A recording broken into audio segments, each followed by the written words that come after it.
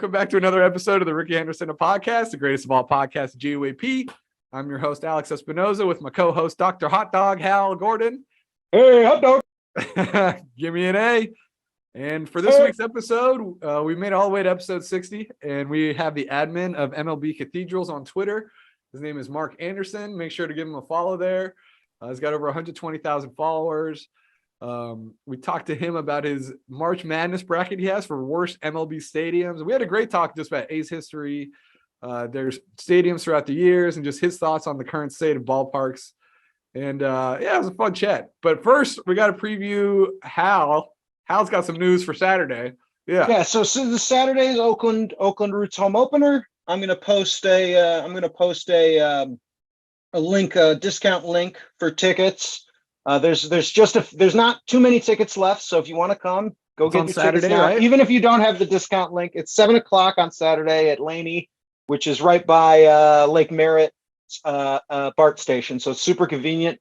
There aren't a ton of tickets left, but even if you don't have the discount code, I think it's like a $25 ticket. But go get them. Go support your roots. Yeah. Go support your roots. And I think halftime in the past they've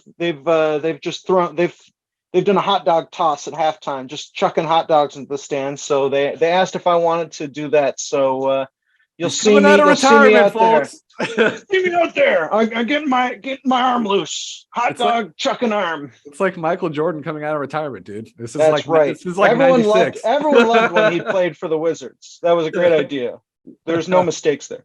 Yeah, but come on out. And but otherwise we have this, I think, great conversation with Mark Anderson from MLB Cathedrals. So first of all, you're going to want to get on Twitter and vote for the Oakland Coliseum to be the all-time worst stadium / best most beloved worst stadium.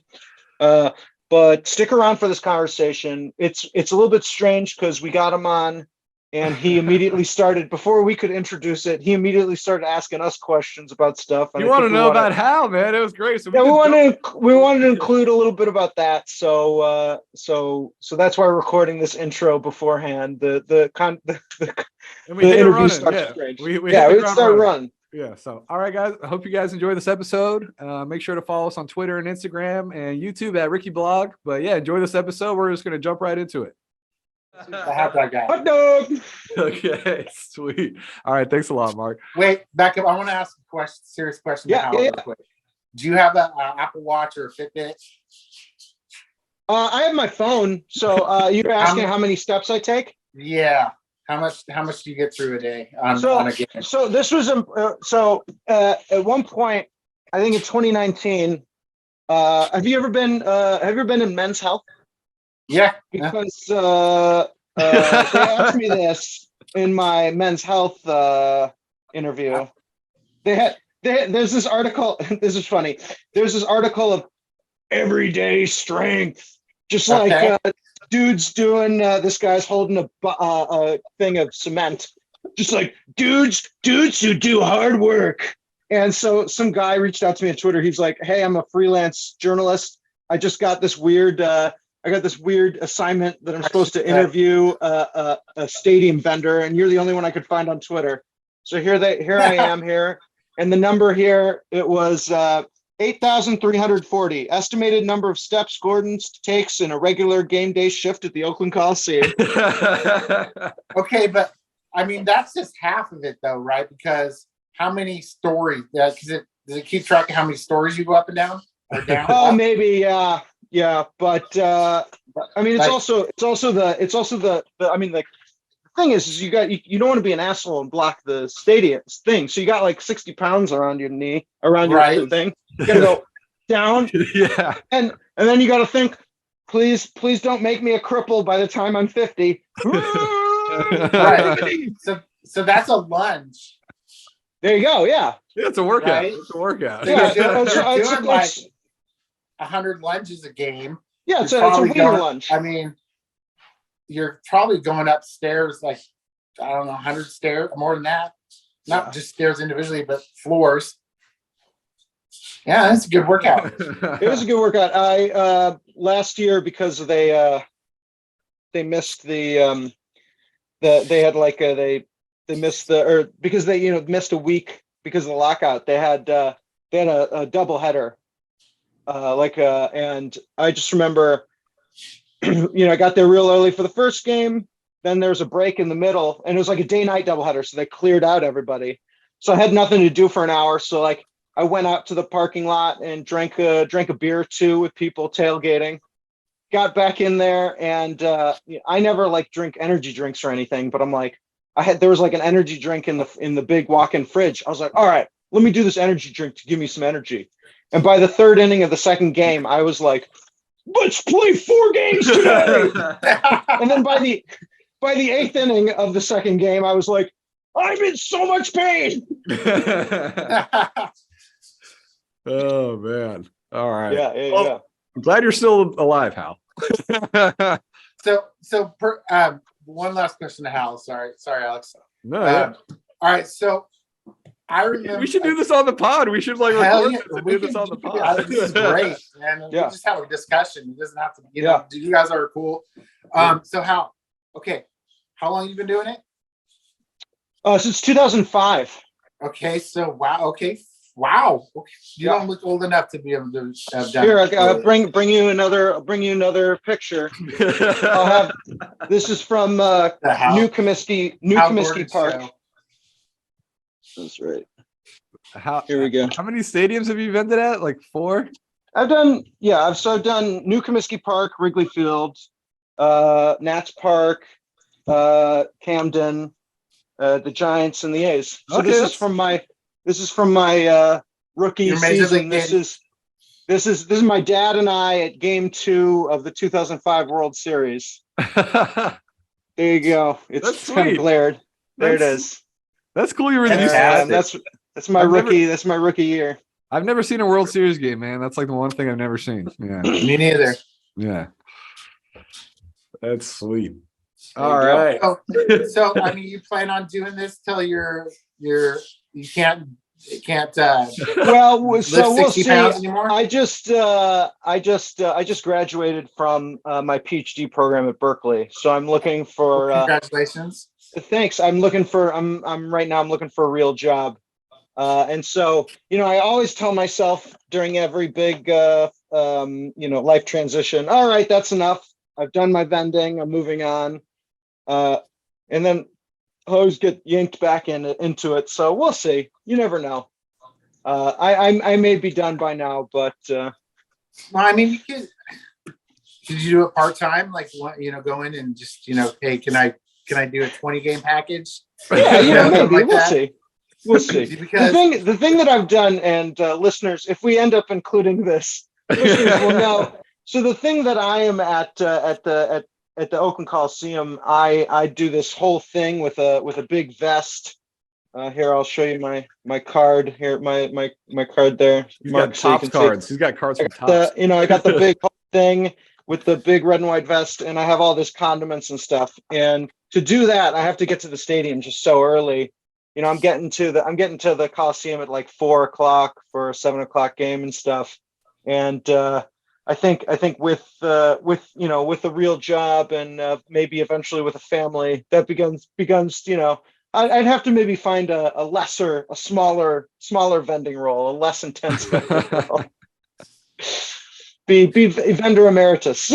now the reason I'm asking is because when I grew up, my dad had like a 20 game package or split season tickets with somebody, and for 20 years, we'd go to games together, and I remember the same vendor from the first game that I was there till the last time I was there. He was there.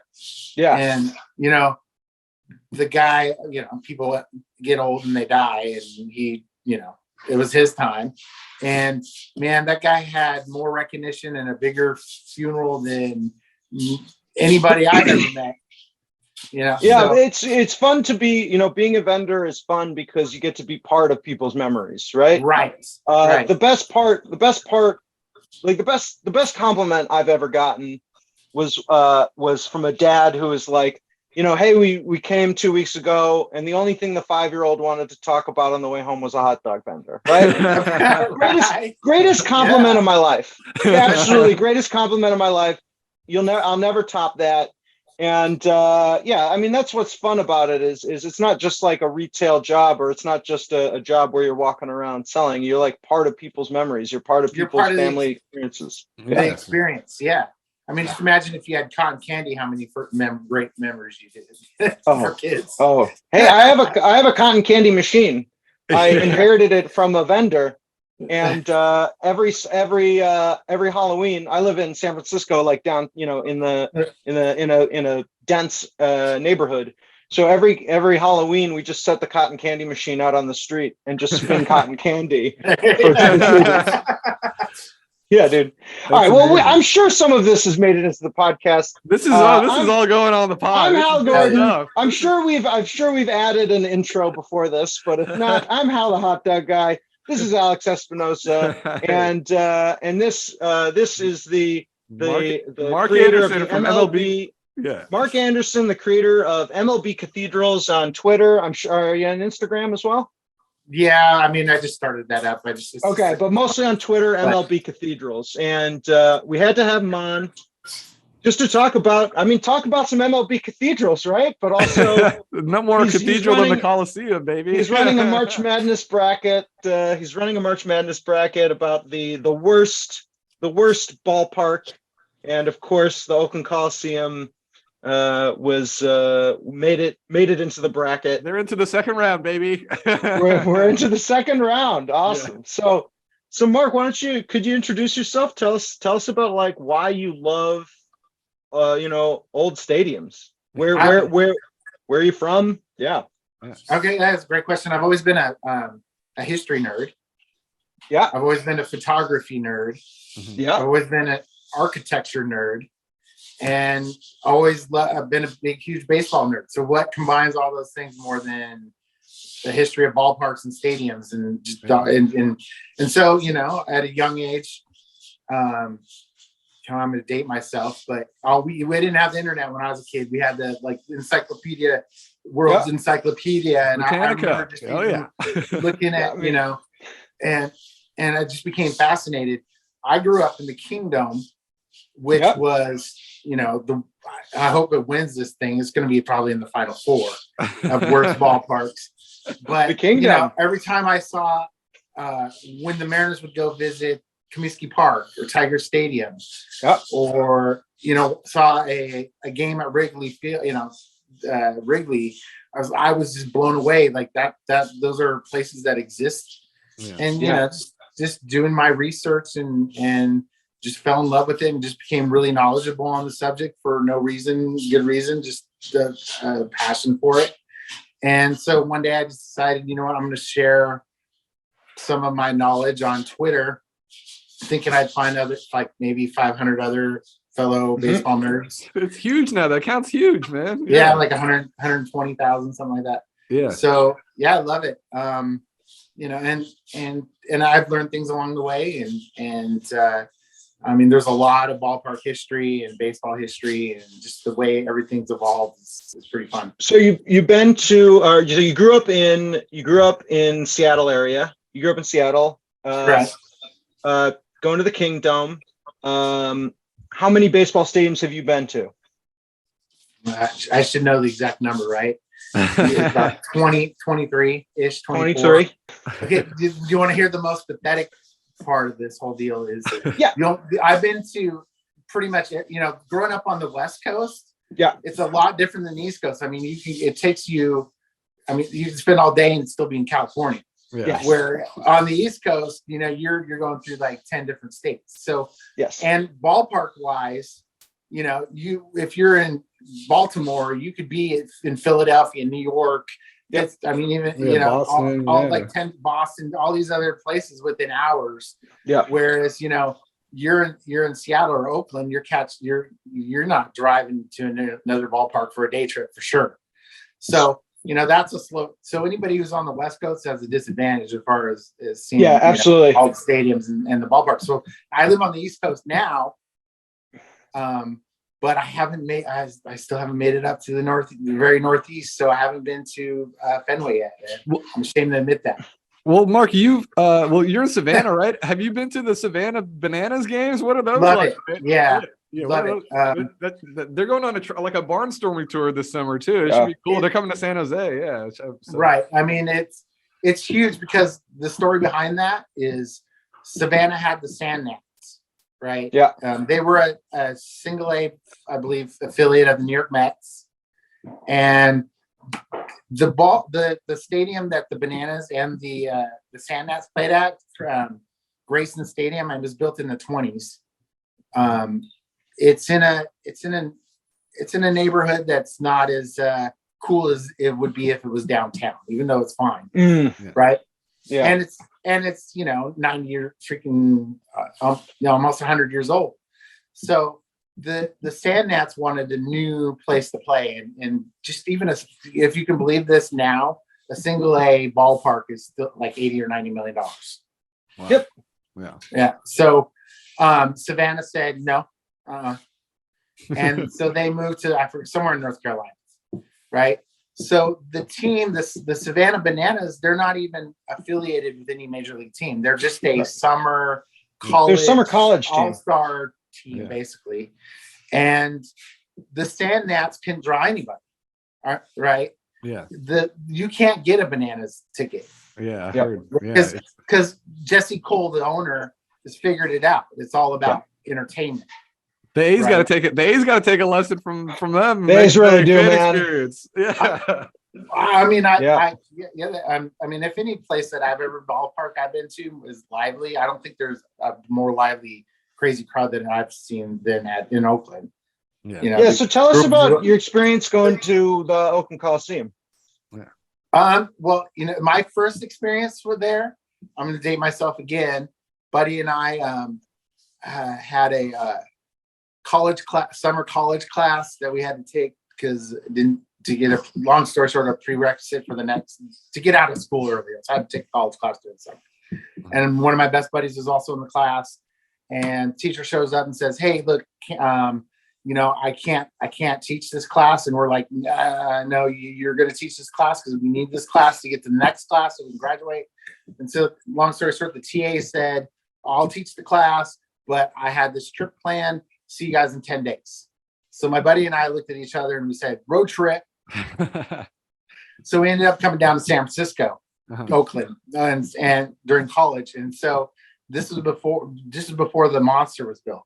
Mount Davis. Yeah, Mount Davis. Yeah, I ruined it, man. Yeah. Right. So that was my first experience at the Oakland. So I actually got to go to a game there before that monstrosity was built. And we'll talk about that a little more later, I'm sure. Yeah. But so yeah, that was my first experience. Loved it. And then and that was my second ballpark too. So me growing up in the Kingdom, you can imagine. To me, the Oakland Coliseum was like, I don't know, Disney World to a kid. It was like sunny out. You can see the Oakland Hills, the blue sky. You can see the beautiful Oakland Hills, grass. It was fantastic. So whenever I think of the Kingdom, I just think of Mark McGwire hitting like the back wall. There's a second deck. I was actually at that game. Oh, you were there? Yeah, I mean, it's a huge shot. You'd have to. You can't even. The TV doesn't even show you how far away that was. And then when they show him on, you see that video? He's like definitely on steroids at that point. He's huge. Sure. He is huge. Yeah. So, but Mark, I really want to take it all the way back to Philly with the A's. I would love to kind of go through the different ballparks that the A's have played through throughout their whole franchise. Sure. Well, we can go back to a little more history than that. Okay. So most of your ballparks built up into, the early 1900s are all made of wood. Yep. Right. And they didn't, people back then smoked a little bit more than they do now. And they burned down. Cigar. They all like the percentage of ballparks that burn down is crazy. It's like just because people smoking, that's great. Or whatever. I don't know how that's just how I presume they caught fire. But they all burned down. Right. And so they just go in and build another one of wood and the Philadelphia Phillies were the first one that actually built the Baker Bowl in the 1800s, but in 1895 they upgraded it. It was the first they actually used brick and some steel in there. right? And so because the one that the ballpark they were playing at before burned down. Yeah. So the owner was like, you know what? I don't want this one to burn down. Let's make it everything they can't burn, right? So they built it out of brick. So it was the first one that was actually like that. Nothing built for another 15 years until 1909 was made out of brick or steel, right? In the meantime, in the early 1900s, they kind of perfected steel reinforced concrete. If you look at like go Google images of the Packard plant in Detroit. It was built in like 1905. It's been abandoned for 50 years, and it's still, I mean, it's still solid. It's as a rock. You know, I snuck up in there actually when I was in Detroit, just moved around that building. But you know, so 1909, the A's decided to do, you know, they basically revolutionized baseball the way Camden Yards revolutionized the last generation, right? They built Shibe Park. That was in 1909, right? Yeah, 1909. Yeah. It was the first brick, steel reinforced concrete and stadium ever built. Yeah. And I mean, it's just a beautiful structure. It's built like an actual cathedral. And when it opened, I mean, there wasn't a ballpark in baseball that could even compare to it, right? Wow. And the same thing happened when Camden Yards were open. Like as soon as Camden Yards were open, they're like, "Whoa, I want one of those," right? Every owner said to themselves, right? So same thing in 1909. When Shibe Park was built and Forbes Field came in slightly after, everybody was like, well, this is the way to go.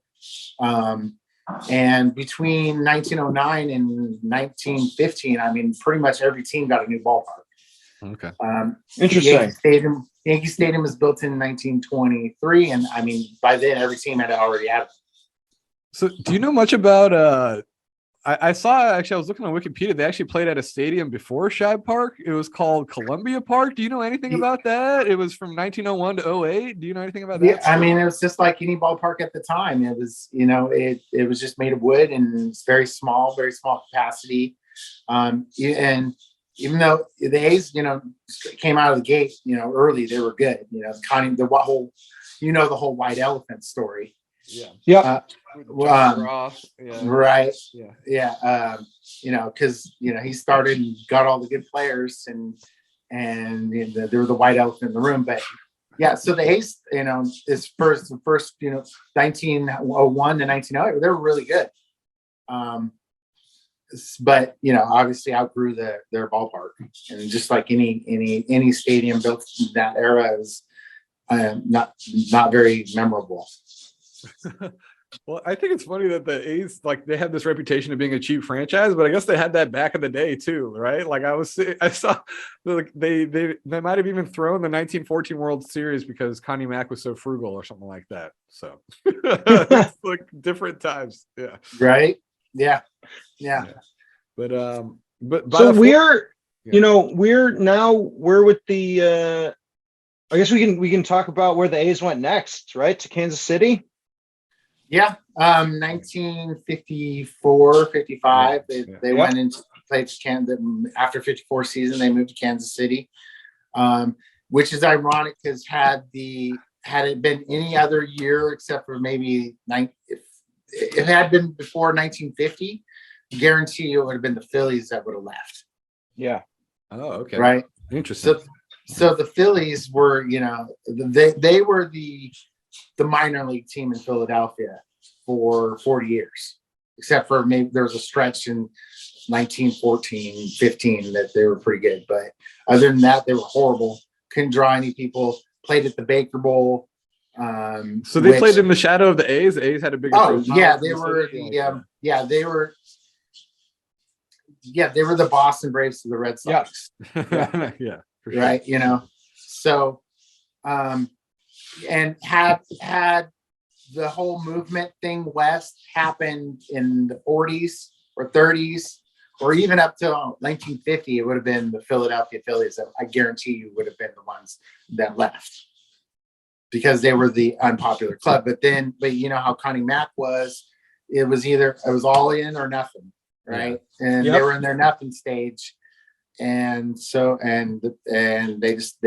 the Phillies were drawn, and Phillies were getting good at that time. Were drawn more than the A's, and the A's decided to bolt. Yeah. Well, And they chose Kansas City of all places. And they actually drew fans there, right? I saw they drew like 1.5 million fans in the mid 50s or something, which is probably more than they draw now. Like the first year, they drew a lot of fans at first because it was a novelty, right? Yep. But you know, I don't know how much of the Kansas City A's history you know, but they were kind of known as the Yankees minor league team, Triple A team. What was their stadium there? Kansas City Municipal. Which that was in their had a lot of right? history to it. The Kansas City Monarchs played there. Yeah. And the Royals actually used it in their first couple seasons too. So before Kauffman or the Royal Stadium is it built. Still there? Is it still standing or no? No, it's not there. There is a nice little monument to it, but no. Was it downtown? No, it's more neighborly. Okay. Yeah. So no, they're trying to get a downtown park now. Yeah. Well, that's the way of the future. I love the fountains are so classic though, man. They better keep the fountains. Yeah, but it's kind of like it's far from downtown, right? Yeah, it's just off the freeway. It's a suburban ballpark. Yeah. So the next wave of stadiums was the convertible, the football and baseball stadiums. And the A's are still, I think they're the only ones left in a convertible stadium, right? Yeah. How many? There used to be a time where almost every team played in a convertible stadium like that. I actually tweeted out a couple years ago when the Raiders left. Yep. I knew, popped in my head, and I knew this was it. This was end of an era. The last time you would see a infield dirt infield dirt on a football field, or hash marks on a baseball field, So I remember that date. I mean, that was definitely an end of an era. I mean, you had 1912 to 1915, you had this big building boom. Yankee Stadium came along in 23. Cleveland Municipal came along in 32. Until then, you didn't, those ballparks, most of those lasted 50 years. Crosley lasted until 1970. Forbes lasted until 1970. Shibe Park lasted until 1970. Comiskey Park lasted all the way to 90. I went to the last night game at Comiskey Park. Did you? I was 3 years old, but I remember leaving on my dad's shoulders, and I remember the white, all the bricks, they had whitewashed them all white because they didn't want to replace any of the masonry. So instead they would just cake on, you get like an old apartment and you can barely see the old sconces and stuff because it's it's under so many things of white paint. That was old Comiskey Park, and I remember the green C's that were painted on the outside of the stadium. So that's what I remember as a 3-year-old. I remember leaving on my dad's shoulders, and people being really sad that was like the last night game. I think there was one more game the next day, but it's against the Mariners, I believe. Yeah. So that's pretty cool. At least you can say you were there. I was old enough to have done it if I've gone during my high school days, but didn't get to make it before 1990. Yeah. But I remember watching games on TV at that place. I just feel I'm still kind of bummed that I never went to the original Yankee Stadium. Like I definitely could have. Like I remember going on a family vacation in New York, and I should have asked my parents because I would have loved to have seen the place where Babe Ruth played. That would have been amazing. Right now, sort of. It's sort of the place that. Unfortunately, it's my opinion, and me too. Most New Yorkers agree with me that the 74 to 75 renovation ruined place. It's not. It wasn't the same. It wasn't. They gutted it, right? They gutted it, and they lowered the field 6 feet. They took out, I mean, they took out all the support columns, and they added, so in order to do that, they added like 12 rows to the upper deck to counterweight. So that got rid of the frieze, the signature frieze of the ballpark and the roof. And I went to old Yankee Stadium, and it definitely didn't feel like Wrigley Field. It definitely didn't feel like Fenway. It felt more like new Comiskey. Honestly, it felt like new Comiskey. Yeah, exactly, because they had those hideous round ramps. Yeah. Out in the outfield. I mean, it wasn't. Yeah, no, I didn't, unfortunately wasn't old enough to make it to the original Yankee Stadium, but yeah, I made it to the renovated version, and that's the exact same feeling I got was U.S. Cellular guaranteed rate field.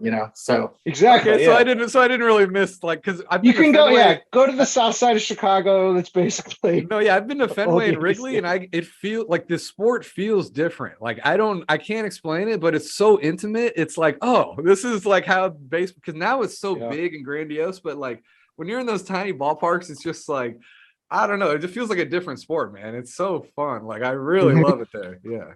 It's a different place. It's a different place to vend Wrigley Field. So let's talk about I'll say this. I have not been to Wrigley Field in probably 8 or 9 years, and they've done a lot of renovations of it. They were always sort of doing renovations of it and stuff. But I remember when I was vending, they still didn't have a jumbotron. Let's just say that, right? Like I've seen on TV that they have a jumbotron now, and it's just like, oh, really? I mean, okay, but like also really, but it was just a different place to vend. So like one of the main things, and one of the things that I think they did with their renovations is this was back again. This wasn't like ancient history. This was the aughts. This was 2005 to 2010. They had so few places for concessions that people, really bought a lot more from seat vendors. So we would have, in a normal stadium, I think you have, you might like for a big night, you might have 80 beer vendors, and then maybe like 15 food guys or something. But every Cubs game, there's like 250 vendors, right? And like half of them were on food because not only was there just like not a lot of places for concessions. So like most people, you get a hot dog at Wrigley Field, you were getting it from a hot dog vendor. But also there's a ton of, especially behind the support columns. So, there's the big sections, a huge amount of the lower deck sections are underneath the overhang of the upper deck at Wrigley. And those sections are just so massive.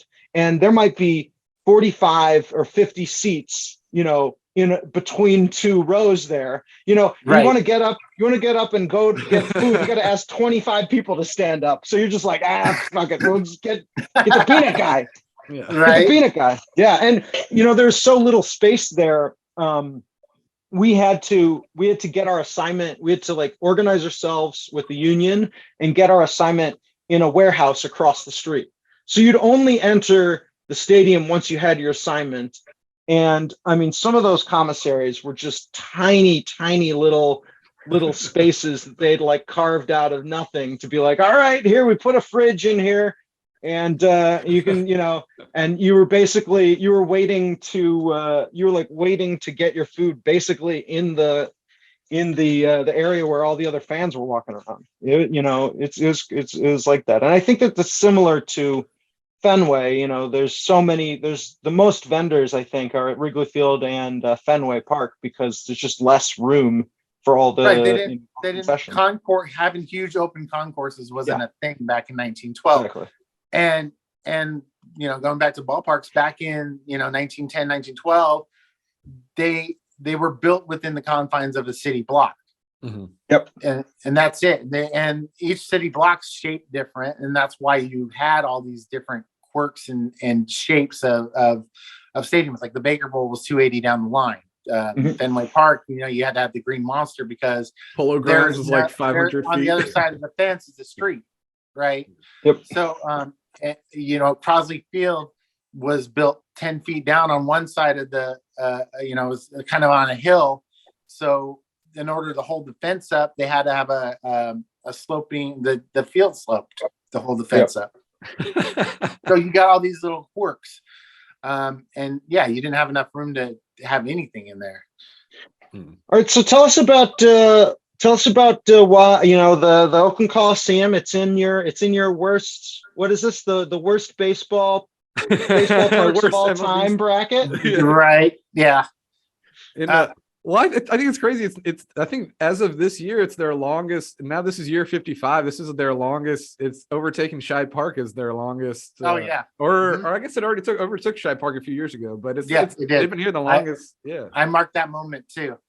Yeah, they've been in the Coliseum longer than they've been anywhere. Yeah. So crazy. There's a bunch of old retired stadiums, some that don't exist anymore in the in your bracket, but there's a couple that are still extant, like the Coliseum. What other stadiums are in there that still are hosting games? Okay, so this is what I did.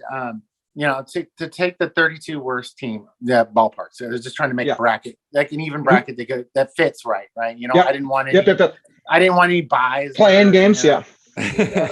Yeah.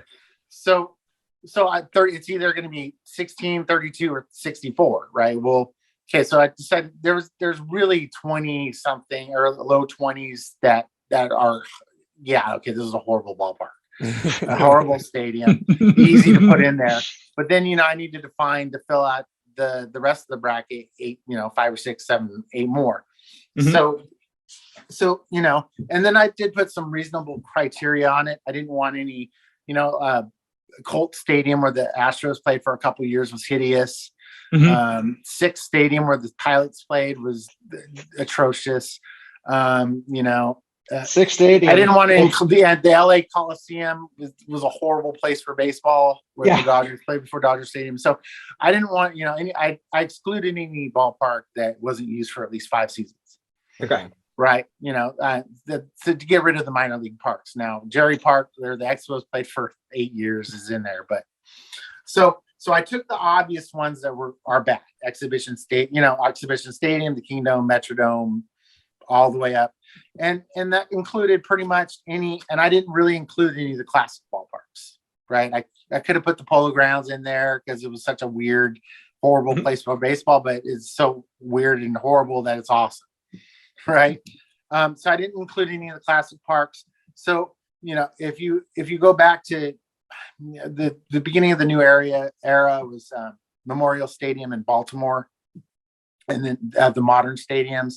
And then we were talking about earlier, then it went to the multi-purpose stadium. So obviously all those were included, like Three Rivers, Riverfront, Busch Stadium, Veteran Stadium, RFK. Even Shea Stadium is really a cookie cutter. It just has a Pac-Man cut out to it. Oh, right? So I included all those. And then once I got the and even county stadiums in there and all that, but I had to pick, a few ballparks that are still existing. And this is where I got the most feedback from crap from everybody. And the feedback is, they're going to get, people are going to get hurt about their favorite stadium. Anything. Okay. So let's just take the top 5, the worst 5 ballparks in baseball right now. Right. So let's start with that to fill in the bracket. So, okay. Yep. Obviously, the last dive bar. Yeah. What's that? Yeah. Tropicana. Yeah. Right. Yeah. Rogers Center is outdated and it's not really a ballpark, even though they've done some renovations. Even though Guaranteed Rate Field is 1,000 times better than it was when it opened in 1991. Yep. I can attest to that. Not a good still ballpark. Not good. It's still not good. It's in a bad place. It didn't feel personal. I don't know. I've been there too. It just kind of felt like right. I don't know. Yeah. It's not. Yeah. I mean, it used to be in a. I mean, it's it used to be in a neighborhood in Bridgeport, right? That used to be a neighborhood. But there's a freeway. Then they built. I mean, Old Comiskey Park. They built the freeway. It's like a 9-lane freeway. It has like an L tracks going through the middle. They built a freeway, tore that down, and then it's surrounded by a freeway on one side, and then on 2 other sides it's surrounded by just huge seas of parking. and then on the third side, it's surrounded by an old folks home, like a low income old folks home. And, and obviously like the South Side of Chicago is the lower, is like, is the much more like economically depressed area, so there's just like nothing, there's like one hot dog stand there that is sort of there. There's like one really old bar that's like, again, on the other side of huge parking lots. It's not in a good neighborhood, I don't know if this story is true. I would love to hear if you've heard this. So the story that I heard is that, so the Bridgeport, the neighborhood that, the New Comiskey Park is, whatever it's called. It's New Comiskey Park to me, but New Comiskey Park is called Bridgeport. And it really used to be this like big Irish neighborhood. And it was part of where the Dailies, who were the two Richard Dailies, who were mayors. One was mayor, in the 60s, and then the other was mayor in the 90s and aughts. That's where their old political power was from. And so when, that sculpture in Chicago. Yeah. So that's in this new park right downtown called Millennium Park, which used to be a train yard. And so when they were in the 1990 or 1989, when they were trying to figure out where they're going to put the new Sox Stadium, they said, well, this train yard we could put the stadium right downtown here. And the Mayor Daley was like, no. The Comiskey Park's the only thing holding together my old Irish neighborhood. It's going down there. And so for a while, there was talk of the White Sox Park being right in Grant Park, right downtown, with all the big buildings there where the bean sculpture is. But nope, it's in a terrible place. And not only that, they didn't even face it towards downtown this time. Right. Yep. Comiskey Park it was all closed in. They had the big, massive scoreboard in the center, so you really couldn't see. It didn't matter anyway, but yeah. But the new one, it's facing the other direction. Yeah. So. All right. So those four. Everyone I can agree with. Those are terrible. And then stadiums. Of course, the Oakland. Of course. Yeah, Yeah. That's a given. Yeah. It's a point of pride. I still had to add a couple more to that, right? So there's the thing is, people understand is all the new stadiums built since Camden Yards, pretty good, right? Mm-hmm. So your PNC Park, and you got your Oracle, and you got your Camden Yards, and all these other ones that stand out as being the top of that. But even your newer ones, like the one in Atlanta, Truist, whatever you want, is a great ballpark. Target Field's a great ballpark. Yeah, I was gonna say Target Field looks like it's really cool spot. But so there's going to be couple new ones that were built that aren't as great. And the one that sticks out to me is Nationals Park. I saw that. Right. So I was running out of slots. I got to put something there. You had to put somebody in there. Down the list of the worst current ballparks. Right. I got Guaranteed Rate. I got Oakland. I got Tampa. I got Rogers. I got Chase Field, the KFC Dome. Got to put that in there. So now I got to get to some actually decent ballparks. So I put, I'm sorry, the National people got mad. Yeah. Listen, I worked for a bunch of years at Nats Park. I'll say this: it's like a super great neighborhood. It's near the Metro, and they've built up a bunch of new bars and a bunch of new apartments all around there. But inside, it feels like any new park. There's nothing that's like, oh, that's the thing about Nationals Park. Yeah. I get it. The thing that I don't like about Nationals Park is it's kind of sterile. It's very split level, upper deck. Yes. Everything's really far away. Yes. They could have used the neighbor instead of putting a parking garage right out in left field. They could have done something else there. They didn't you can see the Capitol from the upper deck, but you can't see the Capitol from the lower deck. What you can see are both large parking lots. right. You would think you would have done something about that. So no, I agree. That I could have included I mean, people argue about what are the rankings of the current stadiums, you know? So I just, I'm like, okay, I'll just throw Globe Life Park in there. People hated All the right, fact so that I put that one in. baseball's last dive bar, the Oakland Coliseum, has moved on to the Second round. elite. Is it the elite Sweet eight 16? or is it the Sweet Sweet 16, 16 right? here? Yeah. Sweet 16 here. Yeah, Sweet Actually, 16. I'm gonna retitle it on the next graphic as the unsweet Oh, the sour 16. and Yeah. and the delete 8. Oh, I like it. I like it. it's up against Pro Player Stadium, which might hold the record for most names within its Yeah. last. Oh right? no. I tweeted that out one time, and this is. I mean, they expanded it. There's no way I could have done the original 240 characters. So that, Coliseum's had a few names. The I had to write it Coliseum. on the little notepad, right? You know, Oakland, what is it? Molly Ringwald Stadium now. What Ring Central. Listen, it's been Ring Central for 3 years. Call it Oakland Coliseum. It's been Ring Central, I think, for 3 years now. I've never heard anyone call it Ring Central. And still, rather than, like I remember when the Giants changed their name from, what was it, AT&T to Oracle, right? Like there's giant, huge, there used to be giant, huge, 12-foot tall physical AT&T Stadium, out front. And they popped those suckers on, put brand new giant 12-foot Oracle Field. There's still just like a plastic tarp on front.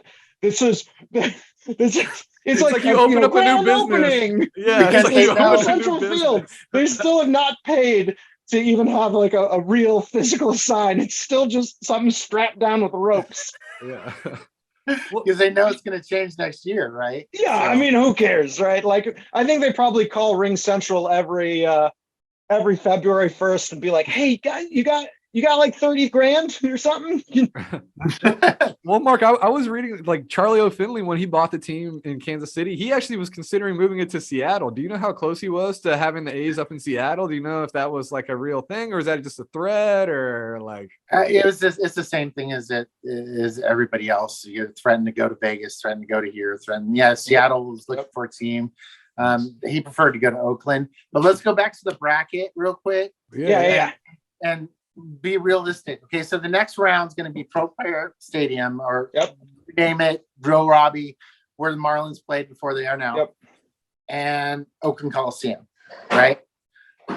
Realistically, okay, so people have recency bias. Yes. So I am 100% guarantee you that the vote will end up being Oakland's going to win it. Or lose it. Whatever they're going to advance to the next round. I guarantee it.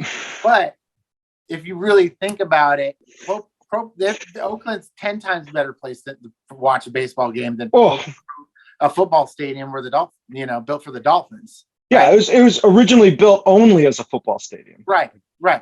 And if you go back, people, Oakland, I think the Oakland Coliseum was once before Mal Davis. It was a good place to watch a game. Yeah. So it's still, it's like, I think Oakland Coliseum's curse was that it wasn't bad enough, right? Like all these old like cookie cutter stadiums are just so bad, but the Coliseum is just like, this is not bad enough. And, so there wasn't that, they weren't like running around like their hair was on fire in the 90s to be like, we need a new stadium. This is impossible to continue. That's a great point, because like if you think of all the multi-purpose stadiums, Three River Stadium, Riverfront, Atlanta, Fulton County, Veteran Stadium, even RFK, I would consider that. It was Oakland Coliseum technically was a multi-purpose stadium because the Raiders played there. Jack Murphy Stadium or Qualcomm, whatever they call it. It was the best out of all of those. For baseball. Right. So I mean that's a not, and it's going to advance further, I guarantee it, than any of those cookie cutters in this tournament. You're right, because people know it and people and the last few years the reputation of the whole It's like the Baker Bowl. When the Baker Bowl, was built Yeah. in 1895, it was the most advanced stadium in baseball. But by 1938, when they moved in with the A's at Shibe Park, it was a piece of crap, falling apart. Yeah, the feral cats and the possums don't help, But no. Yeah. I had, if fans of my Twitter feed will know that there was a very small kitten that a bunch of people had seen under the third base dugout that was living there for about 2 homestands. And at one point I was able to feed her half a hot dog in the middle of a game.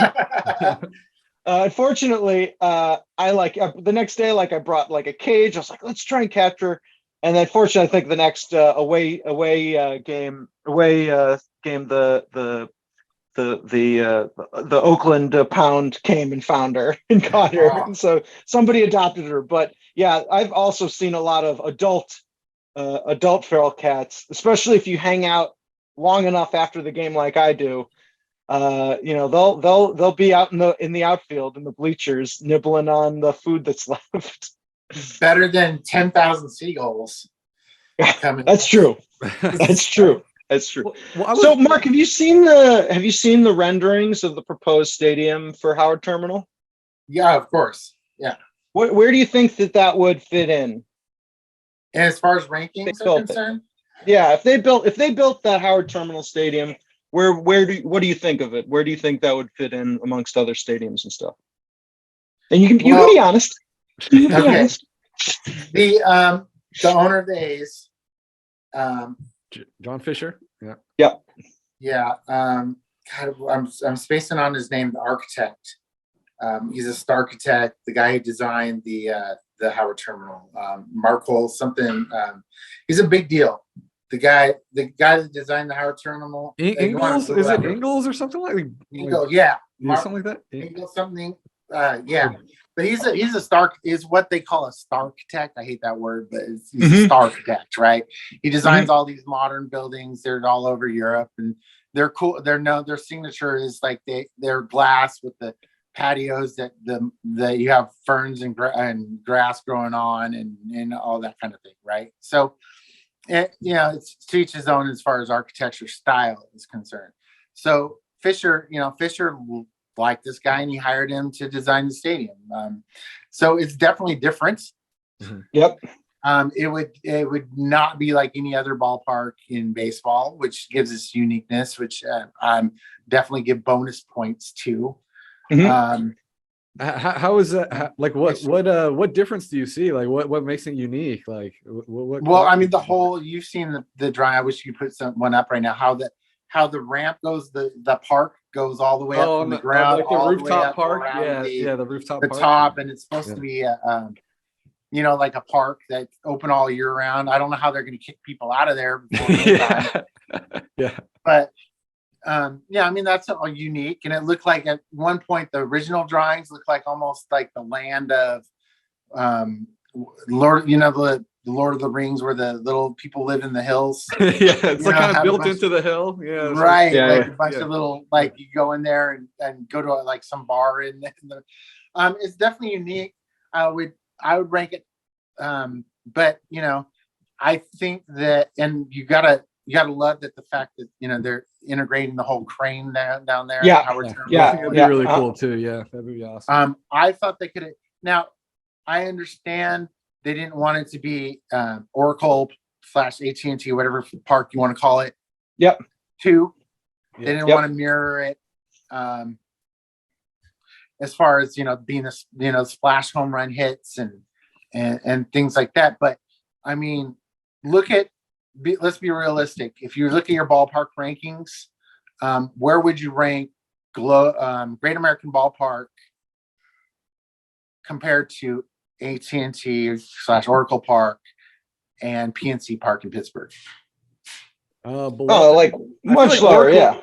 I feel like Oracle and PNC are like the standards, right? Yeah. Yeah. Well, Cincinnati, the Great American Ballpark's right on the river too, right? To be fair, what's that? But it's also on the other side. Yeah. I mean, we'll see. It's right on I think the river.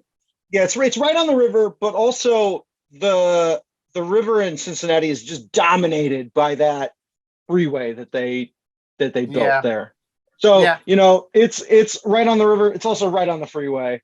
I if they listen, and now it feels like an even more big if now than it has in a while. If they do build a Howard Terminal, they'll build the stadium first, and all these new renderings show it surrounded by all the new buildings and all the new housing and stuff. And that stuff won't get built for a while, sort of like how the stuff that they built at the Giants didn't get built. And so originally it will be right on the waterfront, but surrounded by train tracks and a bunch of empty parking lots. And I think that you're right. It will have a similar it'll be a similar kind of thing to not Three River Stadium, to the Great American Ballpark. But I think if they build out that neighborhood that they want to build out there too, and what's nice is it's only 3 blocks from all these restaurants and stuff that are also on the waterfront at Jack London Square. Yeah, love that place. I think that's the hope, is that it'll be kind of like, it'll feel like that, because I mean that the pinnacle of ballparks in my mind, it's just because I was a kid in Chicago, is Wrigley Field, where it's in a neighborhood. Yeah, it's in a neighborhood.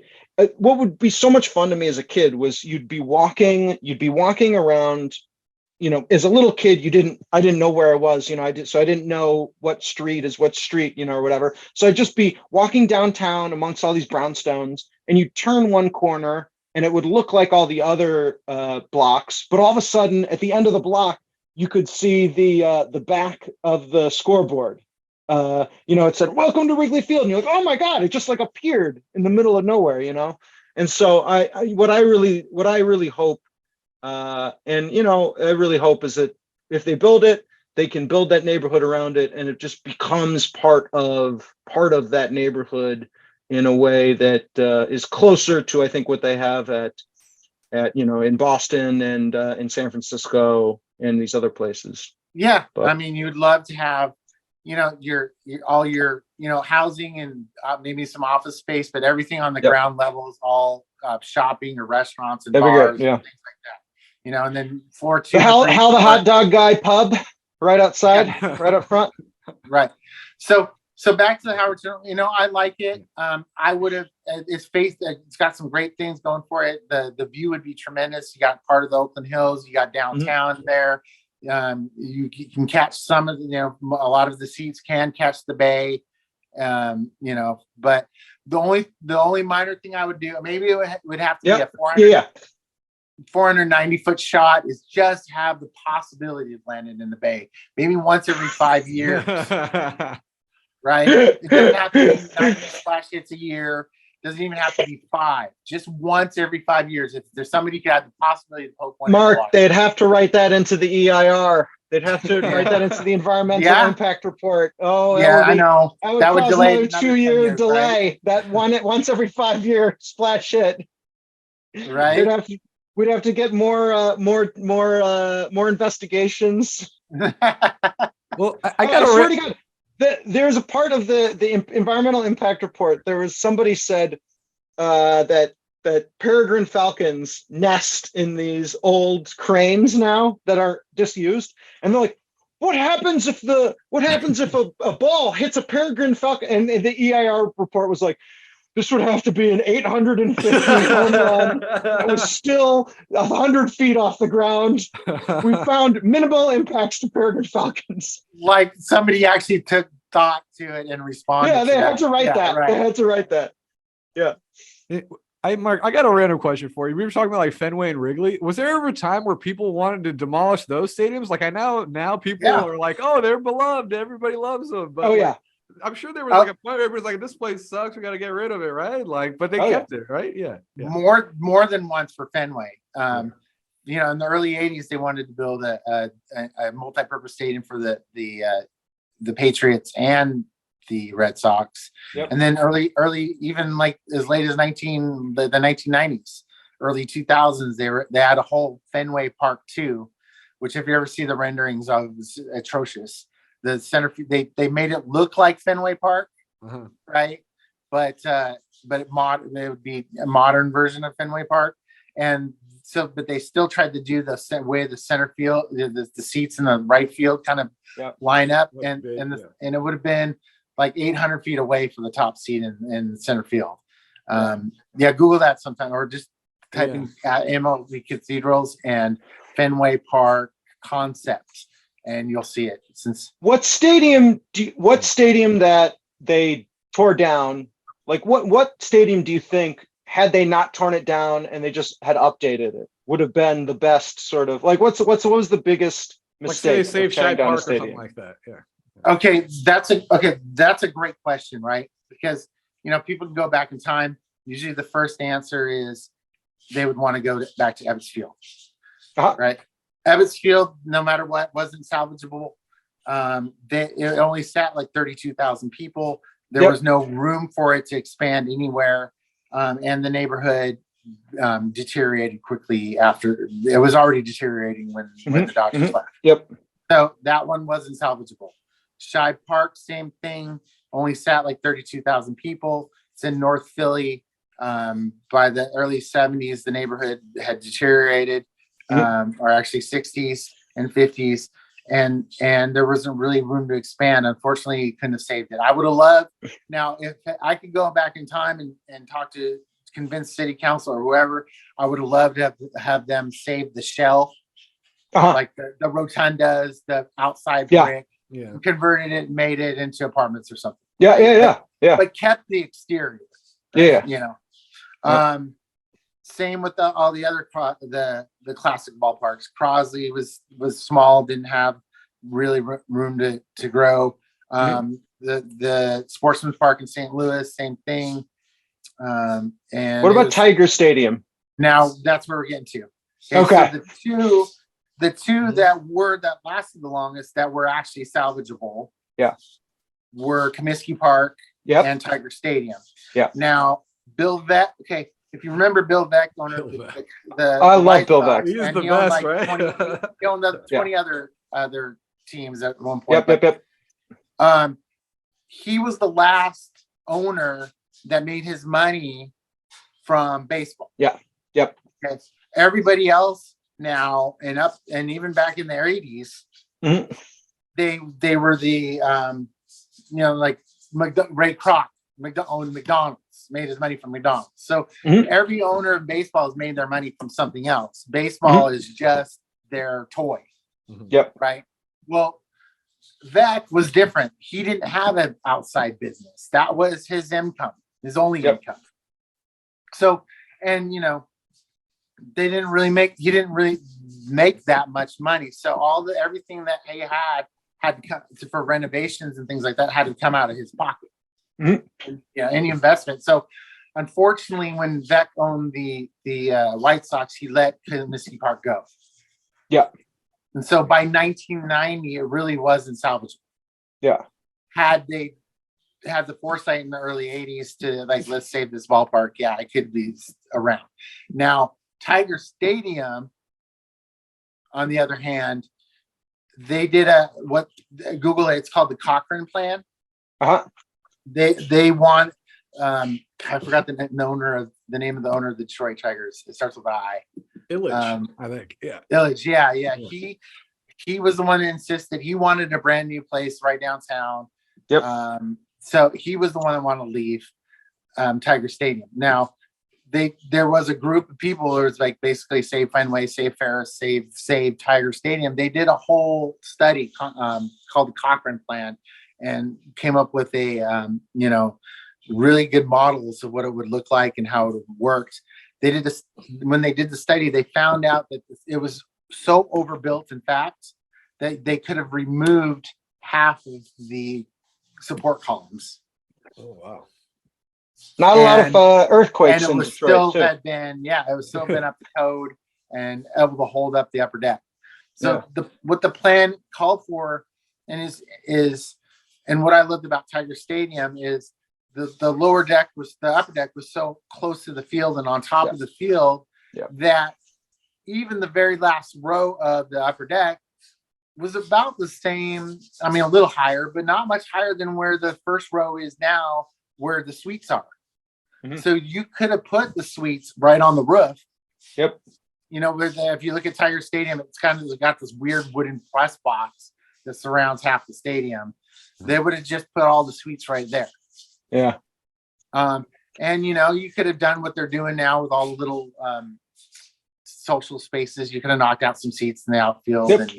And I saw they preserved the And- field though. I saw the field is actually still there, right? Like yeah, they it's just- it was kept. They knocked it down. The last game was played in '99. I believe they knocked it down like 2008, 2009, right after the Super Bowl that they had there. But they left the field, and it was just the grass field for a long time. There was this volunteer group called the Naven Field Grounds Crew that would go out and they'd mow it, and people would stop by there before a game at the new place, Comerica Park, and play catch. And the flagpole was still there. It wasn't the same color because they used it. I believe it was the movie 61 with God, I forgot the name of the actor. He was in there was a movie called 60 it's the one about Roger Maris, right? Or yeah, it was about Roger Yeah. Maris, about 61.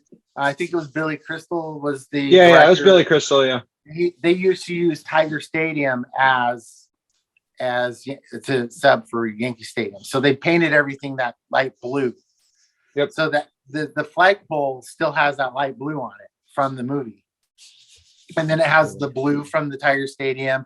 Then it has the green from Tiger Stadium. If you go look at the flagpole, it's like 10 different colors. 10, you can see each layer of paint that they put on, but it's still there.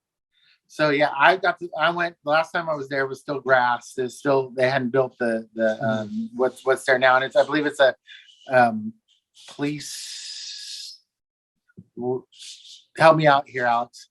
It's a pack, something. It's a community center, but they kept the field. It's artificial It's still turf there. now. Yeah, because I was looking about doing a road trip there, and I was seeing my Airbnb would be actually kind of close by their old ballpark in Corktown, that neighborhood, Corktown, Yeah. right there. And it looks like there's a bunch of breweries and stuff. But it's, Yeah, that's cool. I found a little when I went there last time, cool little barbecue joint, just maybe a half Yeah. block away from where. Yeah, it was. yeah, I saw that. Fantastic. So yeah. So yeah, Mark, we've had you on for a while. I kind of want to wrap things up here and Sure. Vegas. I mean, that's a big thing about A's Yeah. fans. Do you think whether it's the A's or another franchise, do you think MLB is destined to have a stadium in Vegas on the Strip at some point? And what do you think? What do you think Vegas is a viable market for baseball? Well, I mean, Vegas has surprised me, right? Because the hockey team was the first to move into there. I mean, growing up, Vegas wasn't any different than like Albuquerque, Yep. right? As far as the size is concerned, but it's such a unique market because you have so many people from in and out of town that you just have a whole city's worth of people coming in every weekend to get the Vegas experience.